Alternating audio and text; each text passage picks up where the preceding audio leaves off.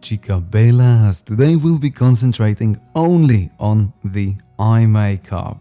Classic makeup technique for deep set eyes, doing the C on the outer corner. This is a classic makeup technique for deep set eyes because, as you see, the brush just sticks in place, and by adding darker color here, you visually push the brow bone more in the back and also the lower part, because as you can see, it's slightly more prominent.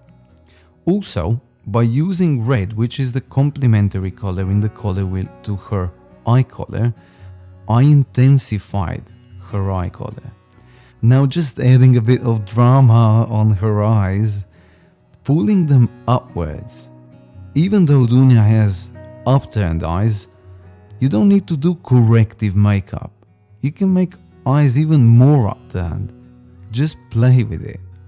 This will also look slightly more 3D because the colors are in two layers that blend together. Now I'm pulling the eyes even more upwards visually. Go check this makeup tutorial on our website where you have the products list, blending the upper part of the brow bone with a lighter color. It's hard to blend just an eyeshadow, that's why we're going over with a lighter color that everything smudges well together.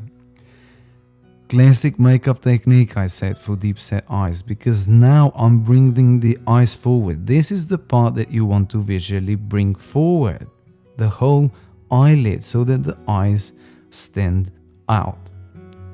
I added just a little bit of concealer, concentrated it on this part here because, as I said, her under eye area is already prominent, and I wanted to leave it like this because it brings the eyes forward visually. This is how we did the makeup. You see?